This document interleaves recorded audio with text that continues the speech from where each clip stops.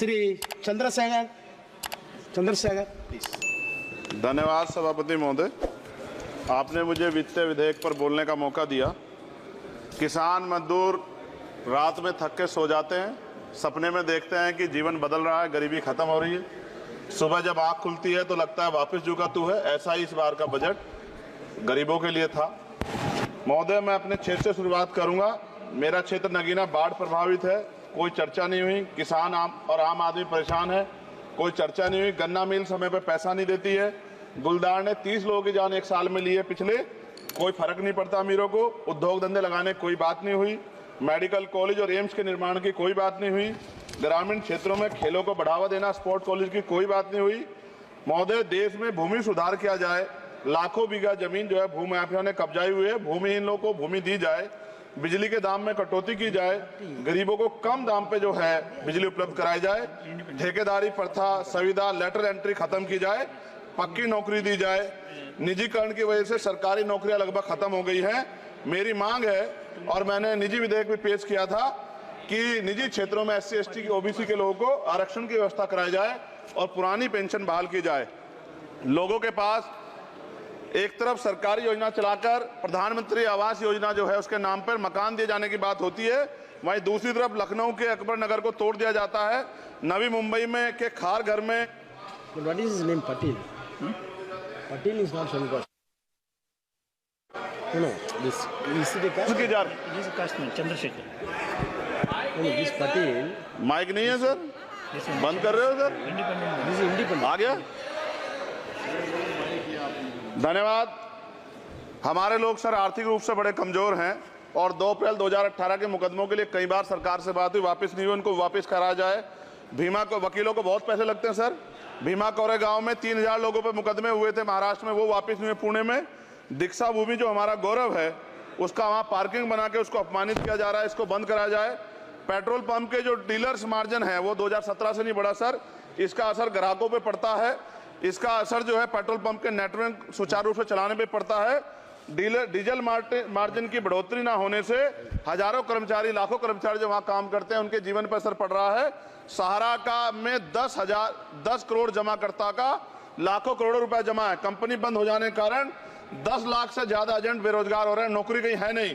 भुगतान ना होने के कारण जमाकर्ताओं के द्वारा एजेंट पर जबरदस्ती भुगतान कराने का दबाव बनाया जा रहा है, जिसके कारण 5000 से ज्यादा एजेंटों ने आत्महत्या कर ली है। सभापति महोदय, उत्तर प्रदेश देश का सबसे बड़ा सूबा है, उसको इस बजट में कुछ नहीं मिला और बहुत सारे मेंबर, 80 के लगभग हम मेंबर जो है उत्तर प्रदेश जीत के आए, ना के बराबर मिला। यूपी में 25 करोड़ से ज्यादा आबादी है उत्तर प्रदेश के अंदर, 5 किलो राशन सरकार दे रही है, लेकिन जीवन जीने के लिए काफी नहीं है। और भी बुनियादी सुविधाओं की जरूरत पड़ती है। अगर इज्जत की जिंदगी चाहिए, उसके लिए सरकार के पास कोई उपाय नहीं है। यूपी जब एक बड़ा राज्य है, लेकिन यूपी में भाजपा सरकार की विकास गति बहुत धीमी है। हमारी सरकार से, केंद्र की सरकार से मांग है, हमें यूपी की सरकार की चिंता नहीं है, लेकिन यूपी की जनता की चिंता है। मैं मांग करता हूं कि यूपी को 4 भागों में विभाजित किया जाए।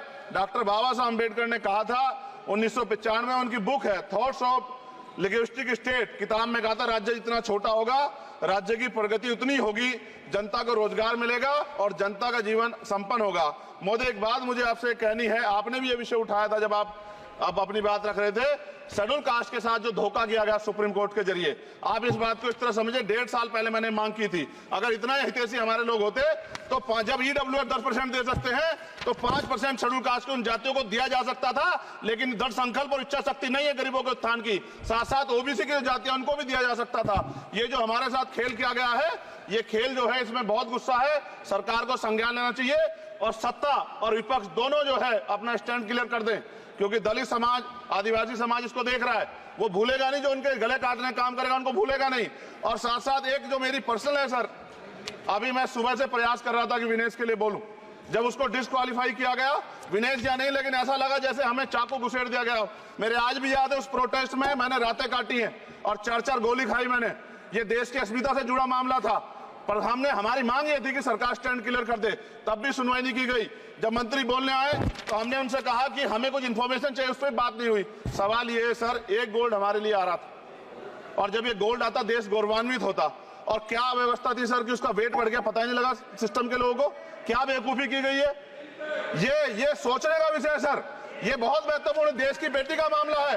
ये हरियाणा की बेटी नहीं है सर, वो एक जात की बेटी नहीं है, वो हमारी बहन है, देश की बेटी है। और आपने क्या किया हरियाणा के साथ? आपने हरियाणा का बजट कम किया, जबकि सबसे ज्यादा मेडल हरियाणा लेके आता है। ये गलत है सर, ये धोखा है।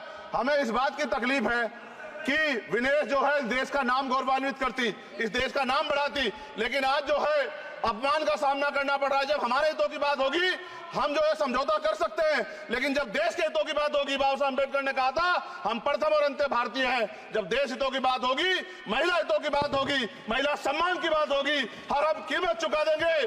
सरकार के मंत्री ने क्या कहा कि हमने इतने पैसे दिए, एहसान किया क्या? खैरात दी क्या आपने कोई? खत्म कर रहा हूं सर, खैरात दी क्या आपने कोई? इससे ज्यादा पैसे हम आपको दे देंगे, लेकिन आपको चाहिए था कि इस मामले को संभालते और देश का सम्मान बढ़ाते। आपने लापरवाही बरती, इसका खामियाजा हमें भुगतना पड़ा। मैं आपसे आग्रह करूंगा कि जब वो बेटी देश लौटे सर, जब वो बेटी देश लौटे, रुक जाओ प्लीज वाइंड अप प्लीज। जब वो बेटी देश लौटे, मैं आपसे आग्रह करूंगा कि स्पीकर सर यहां बुला के उसका सम्मान करें। हम सब लोग, वो देश की बेटी है सर, देश के लिए गोल्डन कर गए वो गल है, वो उसका सम्मान यहां किया जाए सर, हम ये चाहते हैं। बहुत बहुत धन्यवाद, आपने बात रखने का मौका दिया। महिला विरोधी चुप रहे। थैंक यू कोई महिला विरोधी नहीं बोलेगा बीच में। श्री विशाल।